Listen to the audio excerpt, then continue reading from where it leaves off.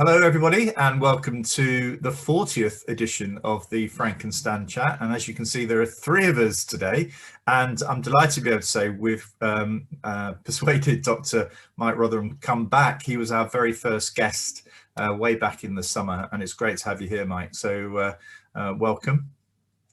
Thank you. Thanks for having me back. No, it's great to have you. And so that there may be people here that have joined us since that sort of, I think it was the second or third piece that we did. We'll ask you to introduce yourself in a minute. But if we go to Stan, how are you this morning, Stan? Right, Ruby edition is this then, Frank? It is, yes. The Ruby edition. Yeah, the Ruby edition. So yeah, it's a Saturday morning. We don't normally do these Saturdays, do we? But believe it or not, I had a few things to do yesterday, like get the car MOT'd and things like that. So here we are, early Saturday. So what's caught your eye this week, Stan? I think the NHS and the way they're managing the vaccine rollout, and what that says about what could have been done had we put some other parts of this response to the pandemic in the hands of the public sector, rather than the private sector. I've just had a text from a friend who left home at 7:50 and was back home at 8:20, having had his jab this morning. Wow, amazing. That's and it was his GP apparently in the vaccination centre who gave him his injection, so he was able to thank him personally. Well, I got my text yesterday, so I'm booked in for late on Wednesday. You're not old enough, Frank. I know, it's hard to believe, isn't it? I just creep into the over 65 category, Stan. I know it's hard to believe, but you should be an actor, because that look on your face, Stan, that was convincing. I'm just thinking I've been robbed, but bizarrely, both my children in their 30s have had theirs, because they're both from frontline workers. And right. What I think Salford are doing, because it's mainly the Pfizer vaccine, is if they know there's either people not turning up, they have people who are vulnerable and frontline on standby. Right. So it's a phone call and in. Sort of a first reserve type thing. Yeah. The subs bench. Much better than letting it go to waste. Yeah, definitely. Far better. Well, what's caught my eye this week, and this is a little bit political, but it actually relates to the word trust, which I think actually, Mike, we we've had a guest on called Andy, who actually is a sort of academic, and he talked about word service and trust and things like that being crucial for leadership. And this week, the government have been, apparently there is no border down the Irish Sea between Northern Ireland and England and Scotland and Wales.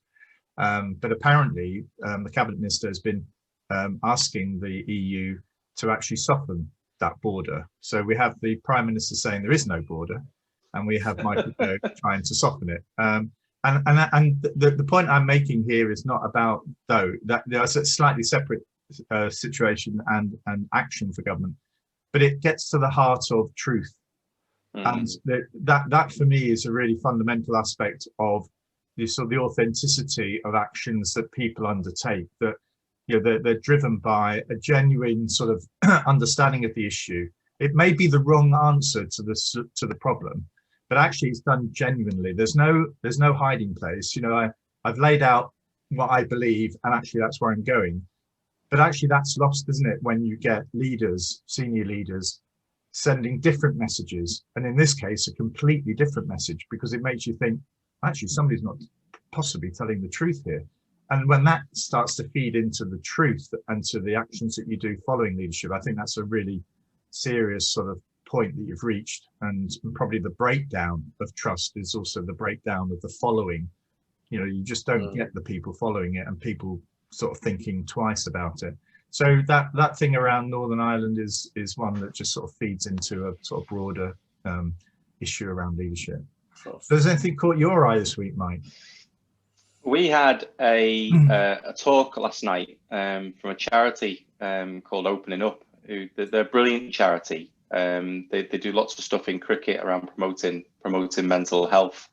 And and this was, I don't know whether you come across Opening Up. There's a chap called Mark Boyens at Sefton Park Cricket Club who it was founded because he'd lost his best friend to suicide, and he was telling the story of Alex, who 2012 just took his own life. And he'd got the news, and then all of a sudden the thoughts of, oh, maybe there were some warning signs. Maybe there were some things actually we saw and we didn't step in. It was a really powerful actually.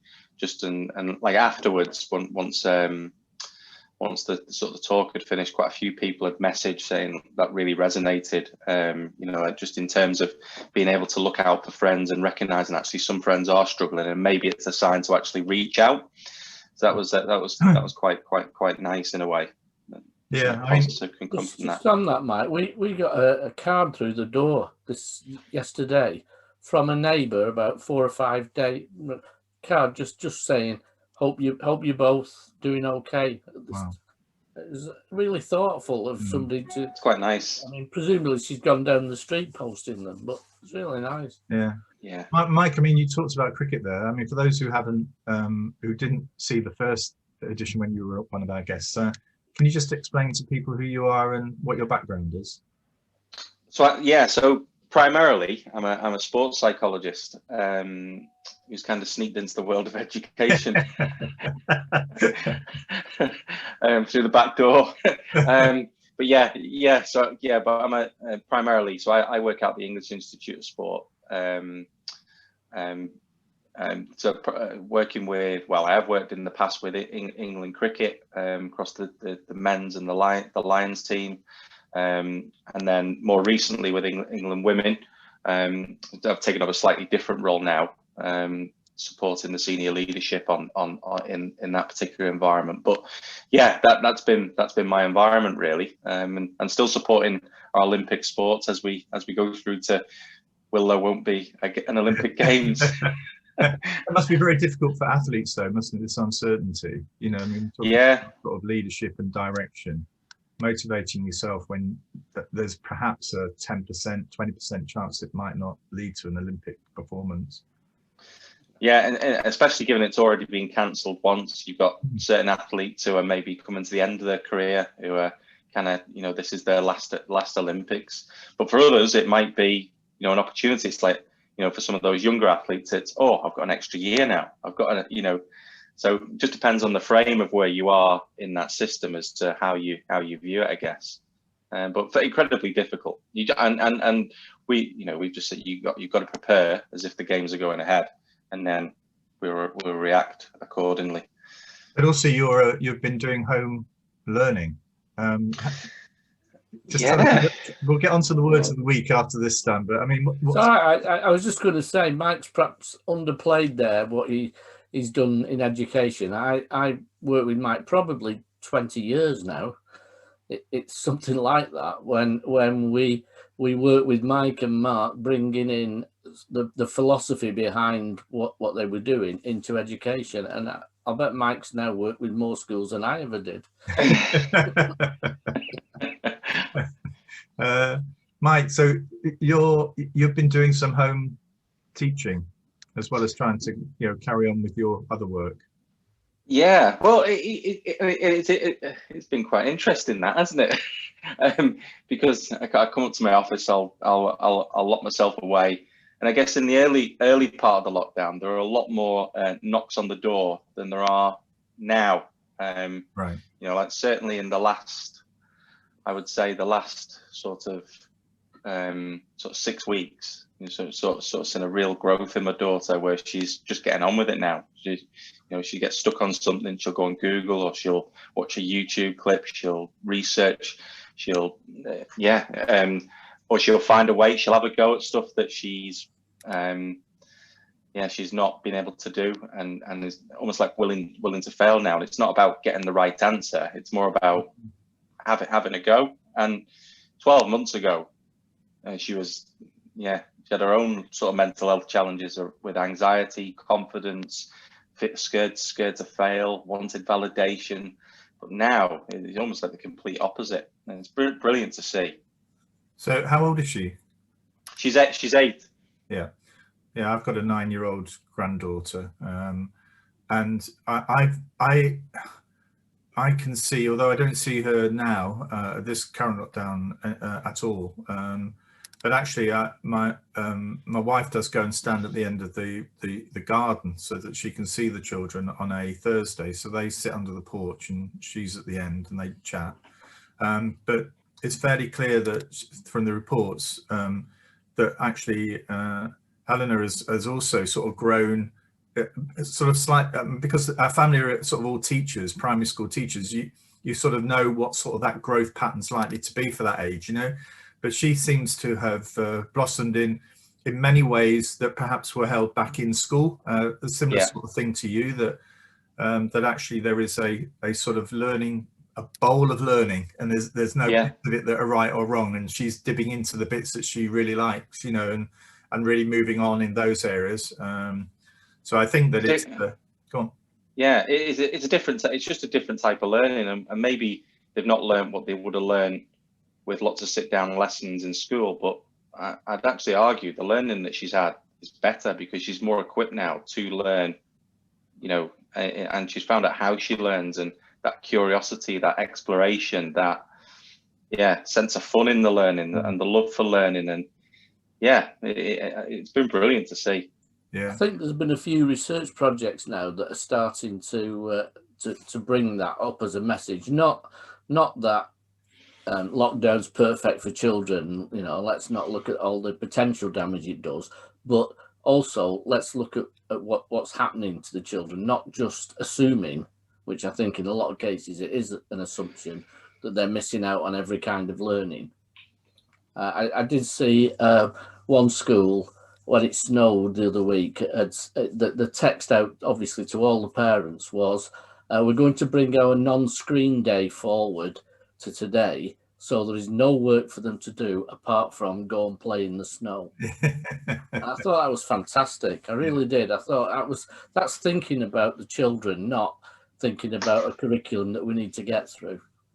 Isn't there, though, I mean, an issue here though about, because I think that Mike's experiences and my extended family's experiences are slightly different to I wouldn't say the majority, but a significant minority of families who are under significant stress and strain, where you know, things like broadband access and actually having, you know, even paper or materials to use or a quiet space, you know, are just not there. You know, just the idea of, you know, me coming into my study here, Mike sitting in his, you sitting in your stand. I mean, that's that's just not the everyday experience for many young people. So I think for me, the issue is around how we support those families going forward, but also not just in school, but how we support their children when they do return, because I think the experiences are going to be very different. Your child might not take to now having a teacher telling them this is the right answer, this is where you go, this is what you've got to do, you've got to complete page 29 by a break time, you know, whereas the other children that might be just exactly what they need, you know. So I think it's going to be really interesting to see how that's managed, you know, by staff. I think my point of view, really, it's about nuances, isn't it? And it's about saying it's not all been negative, and yet most of the focus has been on the negative aspects of lockdown for children, and we just need to probably get our heads up a bit and start to look for the positives. If you start to look for them, you'll probably see them there. Yeah, it has been interesting, and say looking at that tweet that I put out the other day, which I wasn't expecting to go as quick. It struck a chord, didn't it? It struck a chord. It definitely struck a chord, and I've never ever had anything that's gone viral, so that was quite interesting in itself. But just looking at the sort of the range of responses, and you know, from overwhelming, you know, support behind similar experiences to other people who haven't had those experiences either, you know, so people who've said actually it's been a real negative environment, you know, from the sense of actually, you know, being exposed to abuse, or, you know, not having, as you say, Frank, not being exposed to, you know, the technology or the environment. Other children, you know, not being able to access obviously their friends and their peers, and the isolation that brings. So for everybody, it's a slightly different experience, and I think it's important we recognise that, and the government recognise that, and say it's not a one size fits all approach. This. No, I think also. I used a phrase the other day about something completely different, and I think it applies here, and that was to say we're all on the same roller coaster, but we're in different seats, and the experience is different depending on where you're sitting.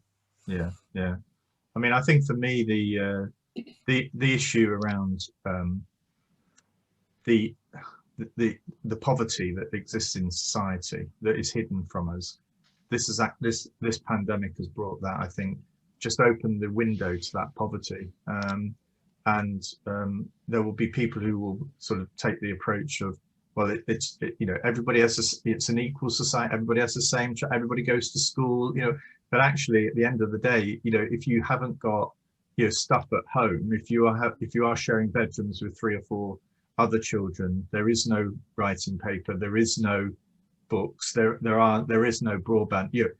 To think that a school in itself can actually compensate fully for that type of issue against children who are in a race for, say, employment, or a race for qualifications, which is really where it is, because you can't have everybody getting an A star. That means that this pandemic has opened that window, and actually there needs to be, if we are serious about all of those children having an equal chance, there needs to be much more done to ensure that those chances are equal. Because I think the experience that your daughter's had, my grandchildren have had, is a privileged one compared to many. And I don't know whether that's accepted. Is there an unacceptable thing for politicians to talk about that? Because it's not really a winner, is it? What's happening, Frank, is for some politicians, it's useful to their current argument, because it fits in the argument of let's get schools back open. But the drive for them might not be, because although they say it's all these children who've not got access to all this are falling behind, but underlying that is we want to get the economy up and running. And it'll be a test, I think, of their honesty and trust when we do get back, whether seeing equity is still part of their drive. Because at the moment, you throw a hula hoop into Parliament, and whoever you ring will say children are really important and there's no equity. Yeah. I wonder if we'll have the same in, say, 2 years' time. Wow. I mean, Mike, I'm skeptical. Mike, your observations during all of this, I mean, with your sort of more scientific background, I mean, if we think not about the children now, but think about sort of leadership of school leaders and things like that, are there any observations that you've made around how they've coped, and sort of how they perhaps might need to consider how they lead in the future, bearing in mind what they've learned from all of this? Yeah, it's interesting. So I've run a series of programs through this, just really for heads to kind of anchor towards something, really, to give them a framework to think around. And a lot of the stuff that's kind of come from that has been just in terms of the immense pressure. First of all, the immense pressure that heads are under, and dealing with the uncertainty, the unpredictability, the fact that their buckets are definitely full. However, looking forward, I would argue that actually they've learned coping skills that they would never have ever learned. They've learned leadership that they would never ever have learned. And actually, I think coming out of this, they're going to be better leaders for the experience that they've been through. I genuinely believe that. There's going to be obviously a recuperation period, obviously, when we come out of this, which I think is important that we consider. We can't just go, straight back in and go right now put our foot to the accelerator again. I do think there has to be a period of reflection and recovery as much as anything, because you can't just keep your foot to the floor. We're just going to say I've already heard some really sad stories of a couple of head teachers, certainly in Lancashire, who've passed away through stress and all the toll that's put on them. So that's what we have to be aware of, I think, as much as anything. I worry a little bit about some of the narrative that's coming out at the moment about shortening summer holidays and stuff like that, and extending the school day. I understand the desire, you know, if there is a sense of catch up, but actually I do think there is a tipping point at which the service could fall over. It's a bit like saying to the health service at the moment, I know you've been working at over capacity, but now all those other, you know, sort of ailments that need treating, we need to take you to over capacity again in order to catch up. You know, I think that will cripple the service. So I think seeing education in a similar sort of way to that, I think it's a real fine balance now, sensitivity around gratitude, which is these sort of words, the gratitude, but also trying to get the profession to sort of like coalesce around a drive for, you know, for recovery and for moving on, you know. And I think if we push the service too hard, we'll lose the goodwill that exists already. And there's not a lot of that at the moment. But you're dealing in some cases, Frank, with people who think that education's about pouring knowledge into children's heads. So the longer they're in school, the more we can pour it in, and it'll all be absorbed into their brains. And I just fear, because I saw the stuff about, you know, do we still need a school holiday, summer holiday? Do we need this? Can we not extend a day? This tutoring program. You know, I can understand it if you are wedded completely to an exam-based testing where you need to have the knowledge to enable to answer the exam. I understand that bit, but not if we're looking at learning in the widest sense. Not if we're actually looking at young people who need to learn, you know, skills, understanding, experiences. That's not something you can just say, add a few days on and it'll work. Yeah. It's all about what you control. Well, it comes back to our pig wrestling, Stan, which is what's the frame we're currently viewing this through. Because if you actually, change the frame, Mike, you better just put that in perspective, our pig wrestling, because that I'll see if I've got the book here. I'm sure that's conjured up some really interesting visions. If any of you haven't read it, that is the book that they're talking about. Pig wrestling. We had a good time pig wrestling, Stan. No, so, but it's just that essence, isn't it? The frame. The frame that you've got around the problem dictates the solutions that you use, and say sometimes it's one of the powerful questions within pig wrestling is to say, what does this look like solved? We don't need to know how it's solved. We just say, what does this look like solved? And you know, just to get to that end point. And for me, if I was kind of answering that, I'd be saying, well, you want children coming out of school who can learn, they can, again, all the things, which is why I put that tweet, children who come out and learn, they can solve problems, they can be independent, they can lead, they can, you know, they take forward their own learning, and do things that excite them. Exactly. You know, the greatest growth for me is when I'm doing stuff that, you know, when I actually want to do it, I get, you know, completely obsessed with something and I'm actually onto that. You know, that's where the real growth, not the bloody geography lessons about European something or other. You know, it's really and that's the thing I feel that your daughter's had, isn't it? Just this whole bowl of learning, and I'm going to dip my hand in there and I'm going to go as deep as I want to go, and then put it out when I don't want to go any further. Indeed. So the fear for me is that we'll go back, you know, your daughter will go back, my grandchildren will go back, and there'll be a teacher somewhere said, right, we've got to test you. Yeah. 2 days in, we're going to do a reading test. And I'm thinking, oh my goodness, you know, there might be a place for that. But I know that there are going to be some head teachers driving that approach. And I'm thinking, wow, you've really missed it if you think that's what you've been doing. But my fear is that we'll continue in these tribal ways of doing things. So you're either in one camp or the other, and there's no, you know, actually these are all shades of grey that we need to look at. And at the moment, most things at the moment seem to force people into one side or the other. You know, pro-vaccination against vaccination, pro-Brexit against Brexit.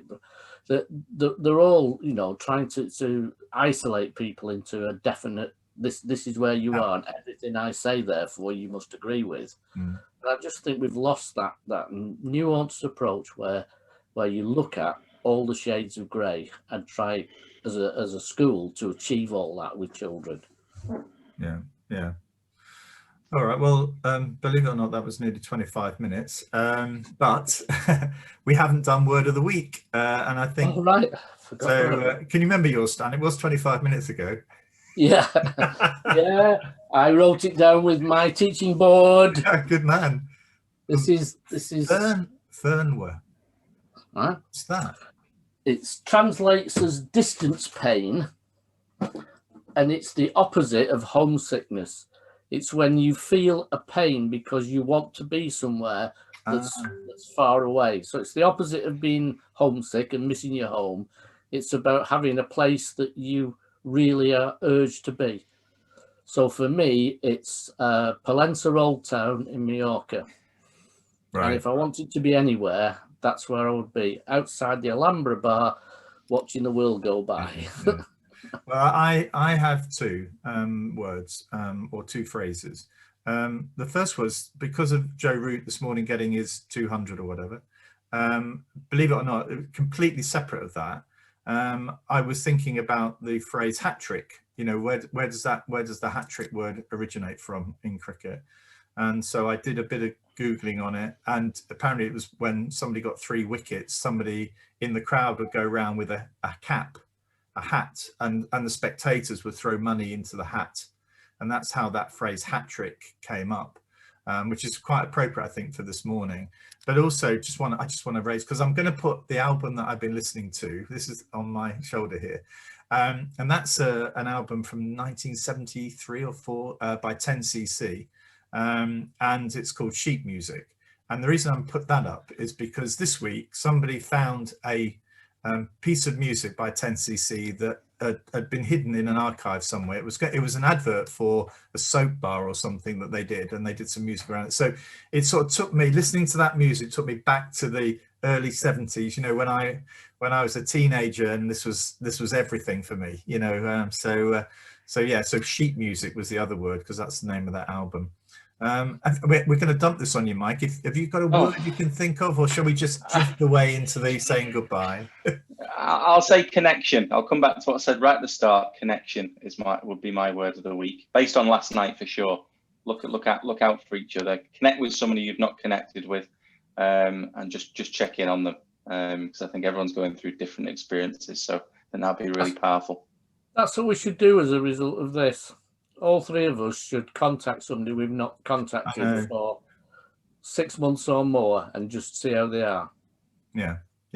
I feel sad to say that actually I did tweet my brother, who is in South Wales, yesterday, and I hadn't actually spoken to him. I haven't spoken to him personally on the phone for probably over a year. So that, I think, listening to your story this morning, Stan, about that little card through the letterbox, you know, sort of, I promise you I will do that, and I've put it on record that I will do it, and I'll report back to you, Stan, next week as to how he is. Well, with my mother being in hospital, my 2 sisters, one who lives in Greece, one who lives in North Cumbria, I would say in the last 5 years we've spoken maybe 3 or 4 times. In the last fortnight, we've now got a WhatsApp group, and we talk all the time. So it's an advantage. Mike, can I thank you very much? Just, I don't know if you want to just say before we head off, just about, you know, the sort of your company and what you're doing, and how people, if they're interested in you, how they can find out more. Well, yeah, I mean, you just look up Performance Mind. So we do quite a bit of stuff, obviously. I mean, that's more the education side of things, really.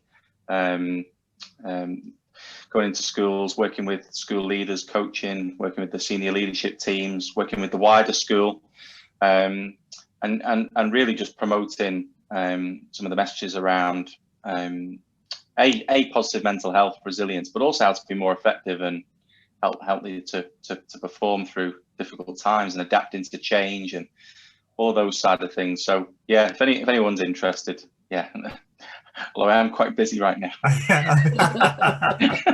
and cricket. I mean, we've got a big year this year, haven't we? We have got a big year this year. Ashes at the end of the year. Yeah. I mean, will you be going? No, I'm not involved on that side now. Right. So I'm more supporting. There was a time, Frank, when you rang Mike up just to see if he could nip into a school next week, and he'd sort of say, "Well, I'm in Antigua at the moment." That is the one thing I've loved about lockdown, is not traveling.